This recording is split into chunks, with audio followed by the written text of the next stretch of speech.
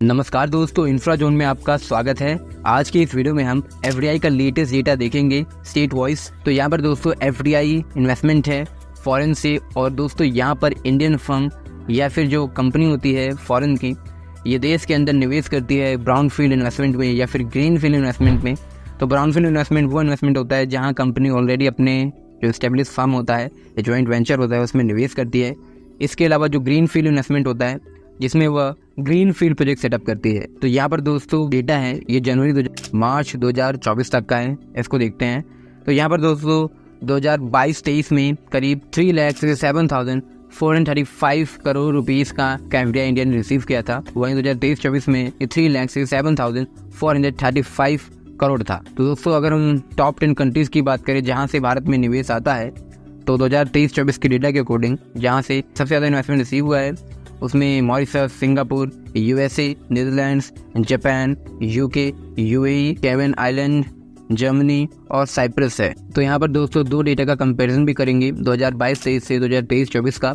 तो service sector 2022-23 में यहाँ से 69,852 करोड़ रुपीस का इन्वेस्टमेंट आया था। 2023-24 में ये घटकर 54,894 करोड़ हो गया। जबकि कंप्यूटर सॉफ्टवेयर के क्षेत्र में 74,718 करोड़ रुपीस का इन्वेस्टमेंट आया था 2022-2023 में, जो कि 2023-24 में घटकर 66,009 करोड़ हो गया। वहीं ट्रेडिंग के अंदर 38,000 करोड़ तक का निवेश आया था 2022-23 में, जो कि अब घटकर 32,080 करोड़ हो गया है। टेलीकम्युनिकेशन में 5,469 करोड़ रुपीस का इन्वेस्टमेंट आया था, जो कि घटकर 2,318 करोड़ हो गया। ऑटोमोबाइल के क्षेत्र में 5,184 करोड़ रुपीस का इन्वेस्टमेंट आया था, जो अब घटकर 12,622 करोड़ हो गया। वहीं कंस्ट्रक्शन इंफ्रा 13,588 करोड़ रुपीस का इन्वेस्टमेंट आया था, जो कि अब बढ़कर 35,076 करोड़ हो गया।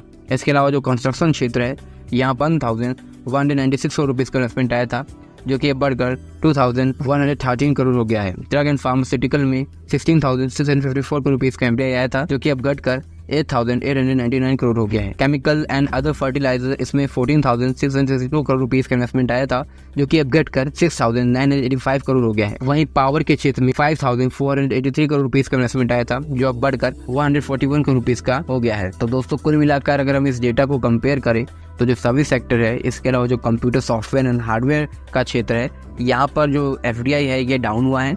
जबकि जो कंस्ट्रक्शन है, खासकर जो इंफ्रास्ट्रक्चर एक्टिविटीज में एफडीआई है, ये 2022-23 के मुकाबले जो कि 13,578 करोड़ थी, ये काफ़ी बढ़ गई है। अब ये 35,076 करोड़ रुपीस हो गई है, जो कि बहुत ज़्यादा है। वहीं दोस्तों अगर हम कंस्ट्रक्शन की बात करें तो ये इसमें भी इन्वेस्टमेंट ज़्यादा हुआ है, और एक बहुत ही अच्छी ग्रोथ हमें पावर सेक्टर में दिखती है। जहाँ दोस्तों पावर सेक्टर में जो एफडीआई है ये 2022-23 में 5,483 करोड़ था, जो कि अब 14,114 करोड़ हो गया है, जो कि एक ह्यूज इन्वेस्टमेंट यहाँ पर रिसीव हुई है। इसके अलावा दोस्तों अगर हम स्टेट वाइज एफडीआई का डेटा देखें और कंपैरिजन करें तो टॉप 10 की लिस्ट में महाराष्ट्र, कर्नाटका, गुजरात, दिल्ली, तमिलनाडु, हरियाणा, तेलंगाना, झारखंड, राजस्थान, यूपी इन्होंने जगह बनाई है। और 2022-23 का डेटा देखें तो 1,18,442 करोड़ रुपीस के एफडीआई महाराष्ट्र ने रिसीव की, कर्नाटका ने 83,628 करोड़, गुजरात ने 37,059 करोड़, इसके अलावा दिल्ली ने 60,119 करोड़,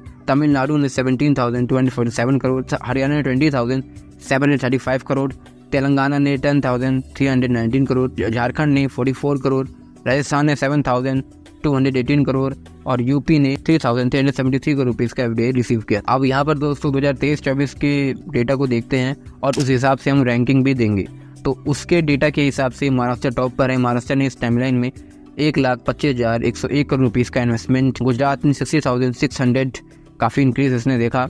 इसके अलावा कर्नाटका ने करीब 54,427 करोड़ रुपीस का एफडीआई रिसीव किया। इसके अलावा दिल्ली ने 53,980 करोड़ रुपीस का एफडीआई रिसीव किया, थोड़ा सा डिक्लाइन इसमें देखा गया। इसके अलावा तेलंगाना ने 25,000 करोड़ के आसपास तक का एफडीआई रिसीव किया और एक अच्छी छलांग लगाई। इसके अलावा दोस्तों तमिलनाडु की बात करें तो यहाँ पर भी थोड़ा सा जो एफडीआई है ये इंक्रीज हुआ है। तो तमिलनाडु के अंदर पहले 17,247 करोड़ रुपीस का एफडीआई आया था, जो कि अब बढ़कर 20,117 करोड़ रुपीस इस टाइमलाइन में आया है। हरियाणा के अंदर 15,797 करोड़ रुपीस की एफडीआई रिसीव हुई है, थोड़ा सा इसमें डिक्लाइन देखा गया है। यूपी के 2,762 करोड़ रुपीस की एफडीआई है और इसमें भी थोड़ा सा डिक्लाइन दर्ज किया गया है। राजस्थान में 2,195 करोड़ की एफडीआई आई है इस टाइमलाइन में और पिछले ईयर के मुकाबले यहाँ पर शार्प डिक्लाइन देखा गया है। झारखंड के अंदर बहुत ज़्यादा डिक्लाइन देखा गया है क्योंकि पिछले 2 सालों में बहुत कम एफडीआई आई है और बहुत जल्दी वो टॉप 10 से भी नीचे चला जाएगा। तो दोस्तों झारखंड में करीब 90 करोड़ की एफडीआई आई है इस टाइमलाइन में। तो कुल मिला के दोस्तों अगर हम इस रैंकिंग को देखें तो बहुत कुछ हमें पता लगता है कि जो ऊपर के 4 स्टेट आप देख सकते हैं इसमें कंपटीशन रहता है और महाराष्ट्र डोमिनेट करता है हर टाइमलाइन में। कभी कभार गुजरात टॉप पर आ जाता है, कभी कर्नाटका आता है। हालांकि दोस्तों तेलंगाना बहुत अच्छा परफॉर्मेंस दे रहा है। तमिलनाडु की एक हम स्टैटिक ग्रोथ देख सकते हैं, बहुत ज़्यादा फ्लक्चुएशन वो फेस नहीं करता है। जबकि यूपी, राजस्थान और झारखंड, तो यहाँ पर जो 8, 9, 10 ये 3 नंबर है, इनके लिए भी कंपटीशन हो रहा है। हालांकि यूपी जो है इसमें भी एक प्रकार की इन्वेस्टमेंट यहाँ पर बराबर रहती है, लेकिन हमें उम्मीद है कि ये सूची में और ऊपर जाएगा। और वेस्ट बंगाल की बात करें तो एक समय वेस्ट बंगाल भी टॉप 10 में था, लेकिन अब वेस्ट बंगाल टॉप 10 से बाहर हो गया। हालांकि कुछ सालों के बाद हो सकता है कि अगर झारखंड में बहुत बड़ा निवेश नहीं है तो झारखंड इस सूची से बाहर हो जाएगा और वेस्ट बंगाल टॉप 10 में अपनी जगह बना लेगा। अब यहाँ पर दोस्तों फाइनली उत्तर प्रदेश अब टॉप 10 का हिस्सा बन चुका है, क्योंकि अब उसकी रैंकिंग यहाँ पर 7वीं हो चुकी है और साल उसकी रैंकिंग 8वीं हो चुकी है। हर साल दोस्तों इस डेटा में थोड़ा थोड़ा परिवर्तन आता रहता है। लेकिन अगर आप चेंजेस की बात करेंगे तो महाराष्ट्र और गुजरात के बीच में बहुत ज्यादा अंतर है। जबकि 4 तक रैंकिंग है उनमें एफडीआई में बहुत ज्यादा अंतर नहीं है, लेकिन 4 रैंकिंग के बाद जो 5वीं रैंकिंग है जिसमें तेलंगाना है, वहाँ उसका आधा हो जाता है 4थी रैंकिंग वाले का। और यहाँ पर दोस्तों अंतर हरियाणा तक रहता है और यहाँ पर एक स्पेसिफिक नंबर्स है जैसे 25,000, 20,000, 15,000। और जैसे ही दोस्तों यहाँ 7वीं रैंकिंग क्रॉस होती है तो हरियाणा और उत्तर प्रदेश के बीच जो अंतर है या हरियाणा और राजस्थान के बीच जो अंतर है वो बहुत ज्यादा है। कहाँ दोस्तों 15,000 करोड़ तक की एफडीआई और कहाँ 2,762 करोड़ तक की एफडीआई। इसलिए दोस्तों उत्तर प्रदेश को हरियाणा को ओवरटेक करना बहुत ही मुश्किल टास्क है, क्योंकि यहाँ यूपी के अंदर एफडीआई की ग्रोथ बहुत ज्यादा नहीं है। और रही बात तेलंगाना की, तेलंगाना प्रोग्रेस दिखा रहा है, इसको समय लगेगा, ये ओवरटेक कर सकता है। तो यहाँ पर दोस्तों इस वीडियो में इतना ही। इस वीडियो के अंदर हमने डेटा को कंपेयर करा है और देखा है कि कहाँ पर कितना एफडीआई है और कौन से राज्य अच्छा परफॉर्मेंस दे रहे हैं।